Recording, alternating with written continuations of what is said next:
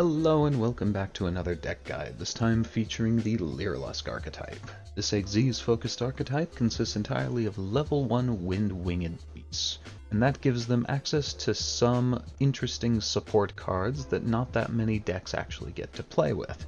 It also means that much like many other low-level archetypes, we're focused less on raw power of our monsters, and more so on having a bag of tricks that we can pull from to throw curveballs at our opponents. If that sounds like fun to you, then let's get started. So first up, I want to mention that this is a slightly older deck. While I still think it can perform quite well, it was made before everyone got a one-card combo starter, and so our best starter is Turquoise Warbler, but she does kind of require at least one other card in hand to really work. That's okay, because if you control no monsters, you can special summon her from your hand, and then when special summoned from the hand, you can special summon a Lyrilusc from hand or graveyard. So that gives us versatility, and versatility is often the name of the game in this archetype. It also saves our normal summon, and we can often do the entire combo with this deck without using our normal summon, which is great because that just means we can use it for an extra Xyz material later in the combo, or we can save it as an extension tool in case we get interrupted. Next up is our best extender. Cobalt Sparrow says that if this card is special summoned from anywhere, you can add one level 1 winged beast from deck to hand. Many of the Lyriluscs actually have an effect that they donate to an Xyz monster that used them as material, and Cobalt Sparrow's is that she prevents that monster from being targeted by card effects. That's super strong and turns whatever we build into a partial tower in and of itself. Next up is Sapphire Swallow, which is another extender that if you control any winged beast monster, you can special summon this card and one level 1 winged beast from your hand. Note that unlike Warbler, this can be any level 1 winged beast, which gives synergy with some other decks and certain hand traps like DD Crow and things like that, none of which we're really playing in this one. Then we've got Beryl Canary. Beryl Canary, if in hand, can special summon herself and a Lyrilusc from your graveyard. This one is the first part that's actually locked you into anything, since after you use her effect, you can no longer summon from the extra deck except for Xyz monsters for the rest of the turn, so make sure that you're done with any link or fusion shenanigans by the time you actually use this effect.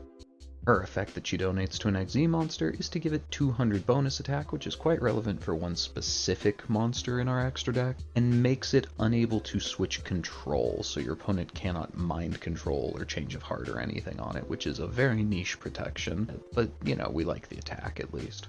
Then we've got Celestine Wagtail. If special summoned from anywhere, Wagtail lets you add a Lyrilusc spell or trap from deck to hand, and if in the graveyard, she can attach herself to any Lyrilusc Xyz monster you control once per turn. So between these last two, they kind of let us recycle turn after turn. You can put more materials back on your Xyz every single turn, and also if you have a Beryl Canary in hand, you can resummon 2 monsters with no other condition and just go into an Xyz to get started again. And then we play 2 Slower Swallow. Slower Swallow is out of archetype, but it works perfectly with the archetype itself, because if you control 2 or more monsters with the same level on the field, you can just special summon this from your hand for free. You almost never use its effect to draw an extra card on your next draw phase, but it's a material that's very easy to get out in this deck, and it has the exact stat lines that we want for actually making our Xyz stuff. Then for our archetypal spells and traps, we've got Bird Call. So Bird Call is our Rhoda, lets you search a Lyrilusc to hand from your deck, or you can send it to the graveyard. You almost never will do that in this deck. This is not graveyard-centric enough to justify that. But it also lets you then special summon a monster with a different name from your hand. So you can, for example, grab a Beryl Canary and then special summon a Warbler to trigger Warbler's effect to summon out Sparrow as well, things like that. It's just It's a Rhoda that also has a summon from hand on it. It's a really, really strong card. And one of the reasons that I think this deck, if it got just a little bit of support, like 1 or 2 cards, I think it could actually be, you know, high rogue. Probably not the top of the metagame, but I think it would start seeing play as an actual, like, playable deck, because it's not bad already. It's got good cards. It just wants a 1-card starter. The only other Lyrilusc card we play is 1 Bird Sanctuary. Bird Sanctuary is kind of weird in that it lets you target 2 Winged Beast Xyz monsters you control and attach one to the other. The materials on the one that you're attaching get transferred, so if you have something with 3 materials and something with like 1 material, you can put the thing with the 1 on the thing with the 3, and then it has 5 instead of 3. It's kind of weird, but it's actually really, really cool in this deck and can give us some OTKs. It also has just a nice little refund. If you control an Xyz monster with 3 or more materials, you can draw a card once per turn. Dope. Then we play a 1-for-1 because this is a level 1 focused deck, and not playing a 1-for-1 would be silly of us. It lets you send a monster from hand to graveyard and special summon a level 1 from hand or deck. We play 1 Where Art Thou, where Art Thou allows you, if you have a level 1 monster, to add a different level 1 monster from deck to hand. And then during the end phase, if you do not normal summon that one, you take 2,000 damage, which we don't really care about. It just lets us search whatever we need at the time, as long as we have 1 Lyrilusc on the field. We then play 2 Wing Requital. Wing Requital allows you to draw 2 cards as long as you only have Winged Beasts on the field, and you have to have at least 2 with different names. You also have to pay 600 life, which is pretty nominal.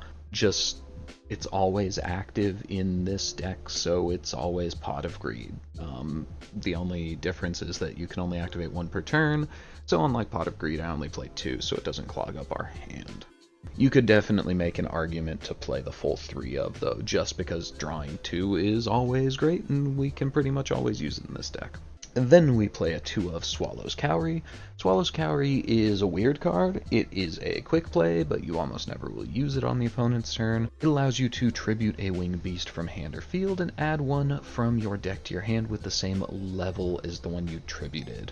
So in this deck, that basically reads, hey, you've got 2 warblers, well, tribute one of them and grab a sparrow instead. Hey, you've got 2 swallows, tribute one of them and grab a wagtail instead.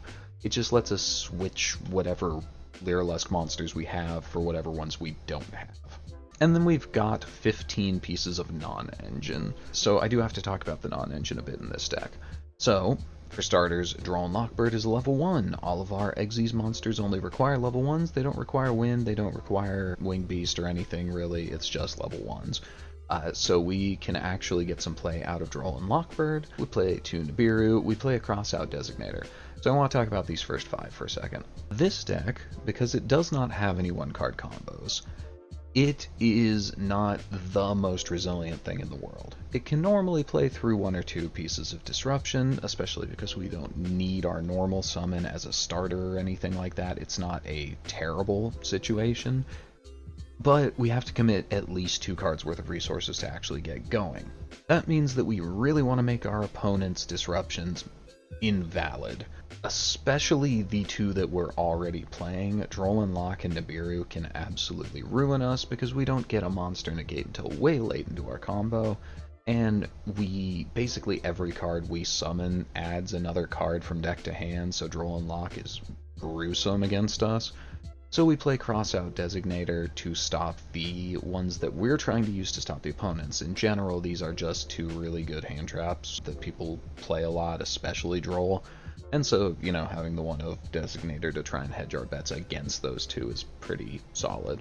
Outside of that, the rest of the stuff that we're playing is to invalidate the opponent's board so that they never get that many disruptions online. So we play a Super Poly package. Super Poly, if you are unaware, allows you to discard a card and fusion summon using any monsters on the field, yours or your opponent's, and no one gets to respond to this. So in the best case scenario, Super Poly basically reads, get rid of your opponent's 2 best monsters and get one for yourself. It's just a truly disgusting card. And we have room in the extra deck we don't use every single spot, so we play a small package that allows us to Super Poly away the board just to protect us when we start going. Since it's a quick play, it also acts as a disruption on the opponent's turn. You can set it at the end of your combo and then go to them. A lot of the stuff I'm playing is for that versatility, because this deck, by its very nature, has a pretty good time going first or second. We just change our line and go do different things, so we play a lot of stuff that is good going first or second. With that in mind, we are playing a triple tactics package and 2 impermanences. Again, these are good cards going first or second. And then lastly, we play 3 Harpy's Featherstorm. If you don't know what Harpy's Featherstorm is, be thankful you've never been on the receiving end of it, because this is the entire reason they are always hesitant to make better Wind-Winged Beasts or give support to old archetypes. Because Harpy's Featherstorm says that if you control a Wind-Winged Beast, until the end of this turn, negate any monster effects your opponent activates. So that's anything. That is from hand, on field, from grave, in the deck, in the extra deck. The opponent just gets no monster effects until the end of the turn, and considering it's a trap, you just set it and activate it on your opponent's draw phase or standby phase, and they get nothing for the entire rest of their turn. This card is a bit of a double-edged sword because it allows us to basically automatically win against any monster-focused deck every single time. It cannot be interrupted by hand traps or anything else from the hand, really, because it is a trap and it's not searching or anything like that. But the downside is that because of the existence of this incredibly powerful card, Wind-Winged Beasts archetypes never get support, but its power is undeniable. Then on to the extra deck, we play 1 Bujinki Ahashima. This is our only Link monster, but it is, oddly enough, a Link monster focused entirely on Xyz summoning. So you have to go into it off of 2 monsters with the same level. In our case, that's always going to be level 1.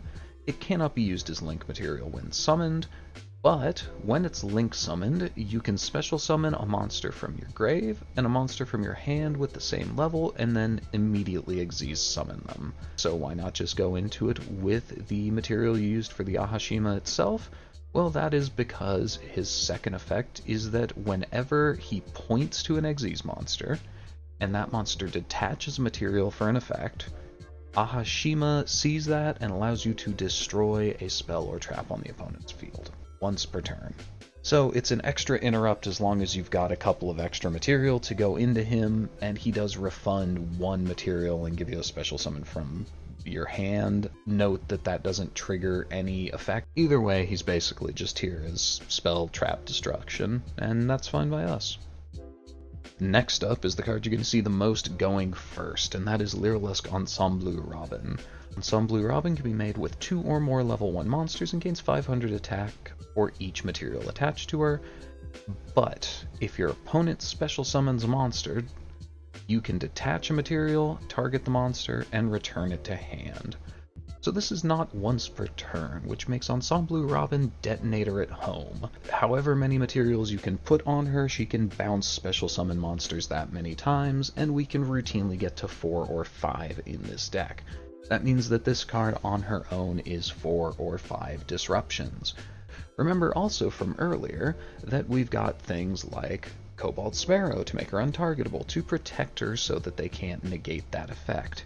We've got Barrel Canary to pump her attack so they can't just get over her in combat. We've got Celestine Wagtail to reattach every single turn as an extra disruption. Ensemble is our boss monster when we're going first, but she doesn't do a whole lot going second. She also floats, so if she is sent to the graveyard, then you can just add a Lyrilusc from grave back to hand, which is most of the time, if you possibly can, going to be Canary because she is your best follow-up past the first turn. Then we play a Promenade Thrush. She also gains 500 attack for each material attached, and once per turn, not quick effect unfortunately. You can attach a material to shuffle a spell or trap your opponent controls into the deck, so this can get rid of pesky floodgates that don't necessarily stop you from getting into her, but things like Summon Limit where you couldn't keep going afterwards. And she can also give 500 attack per material to an attacking monster by detaching that many materials from herself, which can be kind of useful for actually closing out the game, but most of the time she's just like a really solid spell trap removal. Then we play 2 of Assembled Nightingale. This is your boss monster if you're going second. because she can be made with 2 or more level 1 monsters. She gains 200 attack for each material attached, can attack directly, and then she can attack a number of times each battle phase up to the number of materials she has. If you're doing the math in your head right now, that means she becomes lethal at 7 materials with no other effects. 6 if you can attach a Barrel Canary to her. She can also once per turn, as a quick effect, detach 1 material to make all of your Lyriluscs, including herself, unable to be destroyed by battle or card effect, and make you take no damage until the end of this turn.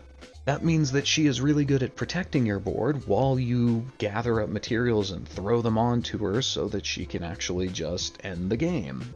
People will often just play Lyrilusc OTK, where you're just trying to make as big of a Nightingale as possible, slap and equip like Psychic Blade on her or something like that that gives her a bunch of attack, so that a 3 or 4 material Nightingale is just attack directly lethal. We're not trying to do that, but she still can just like end the game on her own if you can get enough materials on her. We then play 2 Recital Starling. Recital Starling is really, really good. So again, 2 or more level 1 monsters, and if this card is Xyz summoned, you can target a face-up monster on the field and give it 300 attack per material attached to this card.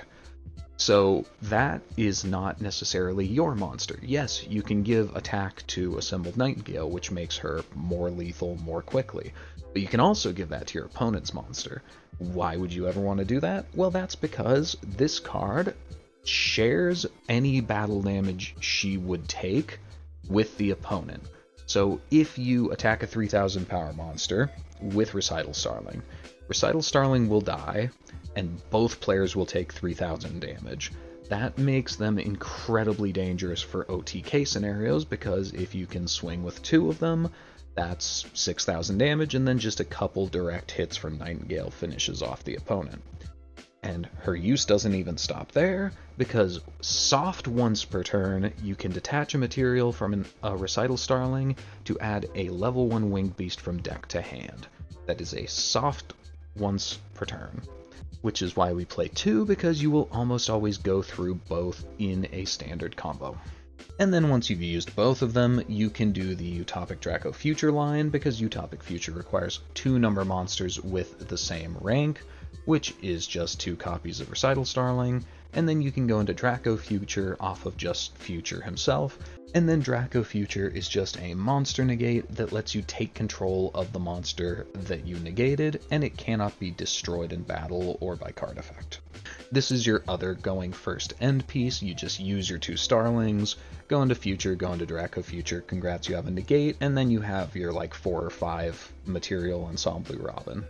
And then we play a couple of cards that are just weird utility. So we've got a Kiki Nagashi Fucho, which is 2 level 1 monsters, unaffected by all other card effects, and once per turn detach both materials from it, and for the rest of the turn, this card can't be destroyed and you take no battle damage. This is our equivalent of Baguska. If the opponent drops a Maxi on you, or a Fuwalos, or what have you, and you kind of just gotta skip your turn, you just go into a Kiki Nagashi, and then the opponent cannot kill you on the next turn because they can't affect this card, they can't destroy it, and you take no damage. Especially potent if you also have a Harpy's Featherstorm to set, because Kiki Nagashi is a wind-winged beast.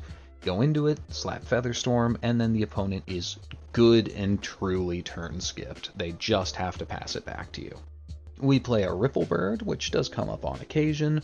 Ripplebird allows you to detach a material and change the battle position of a monster on the field, and if all of your monsters are in attack position, they gain 500 attack, which pumps your Assembled Nightingale for easier OTKs, but if all of your monsters are in defense position, your opponent cannot attack you at all, which is pretty neat.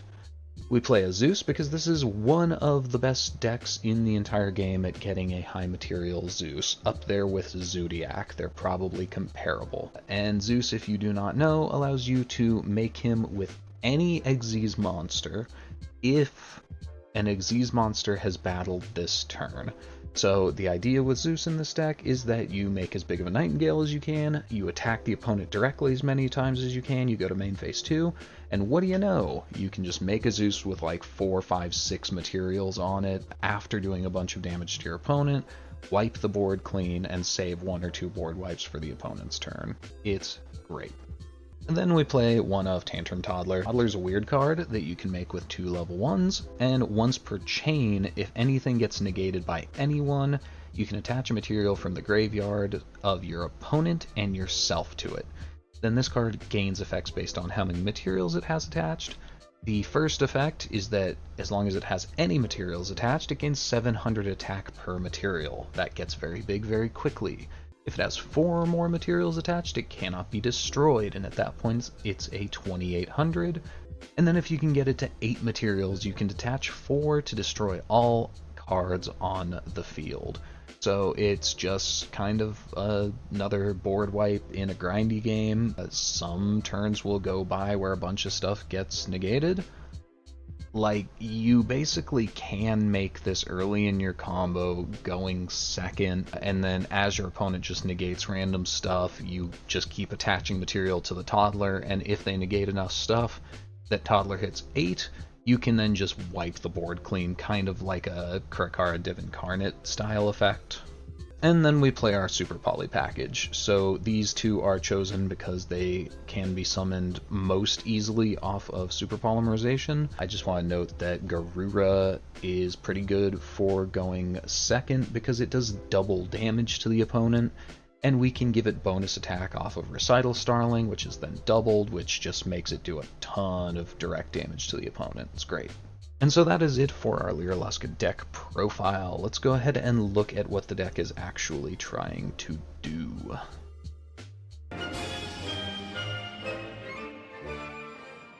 Alright guys, now I'm going to show you a 2-card combo this deck is capable of. Keep in mind this deck has no true 1-card combos, it just does not have the support for it yet, but all of its 2-card combos are pretty adept at getting you to a very similar end board of 4 to 5 interruptions. Let's get started. So of course Warbler special summons herself and brings along with her Sparrow. Sparrow is going to search a Swallow, and then we're going to go into our first copy of Recital Starling.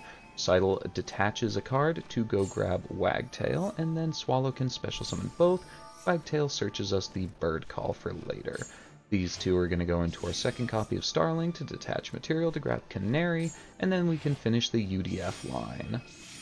Then Canary can bring back a material, and then we can use Bird Call to go into Sparrow. This gives us both Swallow and Sparrow on field for our final summon of Ensemble Robin, which means we can attach 2 extra materials, and because we made her with Sparrow, she is also untargetable. So this is 5 interruptions on Robin. She is untargetable, she's pretty big, and then UDF is a monster negate. And this is about what any 2-card combo hand is going to look like. And then everything else in your hand is just to force this through and set some back row, basically. Cool.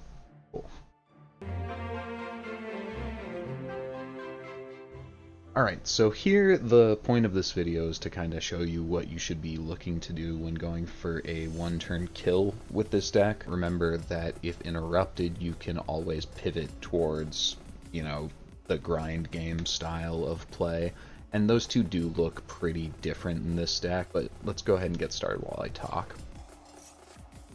So our opponent is playing just a basic Salamangrate deck. They do manage to put up a couple of interruptions, and as you can see, our hand is kind of crappy. We never really want to see more than one of each individual Lyrilusc monster, let alone all 3 of the Warblers, but that's okay, we'll make it work somehow. So really what we're looking to do when we're trying to OTK an opponent is using our Recital Starlings and our Assembled Nightingales. So Recital Starling, in addition to being a fetcher, it is capable of pumping a monster on the field, and we can actually pump our opponent's monsters, which are pretty relevant here, and in a lot of cases, because their other effect that people rarely remember is that they share battle damage they take between themselves and the opponent. So what you can do, and what we're going to do here, is we're going to pump one of our opponent's monsters as big as possible, and then we're going to make an Assembled Nightingale with the rest of our materials. So the Mirage Stalio here is 3,500. That means that swinging in with both of our Starlings is going to be 7,000 damage, and we have a 3-material Assembled Nightingale to finish off the last 1,000 with a little bit of extra change because it can attack directly. So In this situation, you did see that we got hit with a counter trap and a Veiler, and with a mediocre hand, we still managed to OTK the opponent with a little bit of change too. If the opponent puts up suboptimal boards, or even if they're, you know, like a control deck that's only trying to put up a couple of disruptions, we can sometimes, honestly, oftentimes, just fight through it and kill them on the crackback. And you know, we're not even necessarily built specifically to go second like a lot of decks have to be to do this, just because of the power of Recital Starling. Cool. Cool. And we're back with closing thoughts on our Lyrilusc deck. So, first thing I want to mention is, like you saw, this deck can kind of compete. Despite having no one-card combos, it can actually fight through a disruption or two, and often either kill the opponent in one turn like we did there, or at least just set up a significant board state. We could have just as easily, after a third disruption, just slap 2 cards into a Nightingale, direct attack a couple times, go into Zeus. Like, that's a perfectly valid line that just wipes the opponent's board and, you know, turns the game into a grind game, and we have grind game tools like Barrel Canary. So we don't hate that being the situation the game comes down to. That said, it still is not the single best deck in the world just because we don't have a one-card starter. We need a significant amount of deck space for the actual engine to run, and even then we need to see at least a couple engine pieces to actually do much of anything. It's a victim of power creep in Yu-Gi-Oh! This was not so much of a thing more than a few years back, and more than a few years back, Lyrilusc was actually a competent strategy, and has always kind of been a competent strategy, and its power level keeps up because they will occasionally throw us a bone and print something like Swallow's Cowrie to pump the level of the deck, and Harpy's Featherstorm is evergreen. This is one of the most powerful effects you could print on a card. It's just not a whole deck in and of itself, and everything you try to play it in is kind of kneecapped by the existence of it. I love this card so much, but I understand that they just won't support Harpies successfully. They won't support Lyrilusc. They've kind of kneecapped Fluanderies just because of the existence of this card. In addition, I did want to mention that the reason I wanted to make this deck profile, in addition to just liking the deck and playing it on occasion, is that they work really, really well with Yummy. So Yummy is a package that was just released in the OCG. We won't be getting it for a few months, but it's all level 1 monsters that are focused on synchro summoning, but the fact that it's all level 1 monsters make it very versatile to work with our extra deck Lyrilusc monsters, because these don't have any specific requirements, it's just level 1s. So that means that you can kind of merge the two and jump back and forth between the archetypes, similar to Yummy can do the same thing with Mimighoul, another level 1 archetype. And after testing that deck a little bit, the merged version of the two, I do think that that's going to be a pretty solid deck, because, again, Yummy has much better one-card starter ability. In fact, it's got like 9 one-card starters that you can play in the deck. So having a deck with a bunch of one-card starters that lets you get to your Lyrilusc stuff, and then you can just play Harpy's Featherstorm, is so good. But until then, we're stuck playing pure Lyrilusc or Lyrilusc Tri-Brigade, which was a thing people did for a while that I've never really been the biggest fan of. I prefer pure, just because it lets us use things like Wing Requital, more consistent access to Featherstorm, things like that. So anyways, that's going to be it for our Lyrilusc deck profile. I hope you liked it, and I hope to see you guys again. Cool.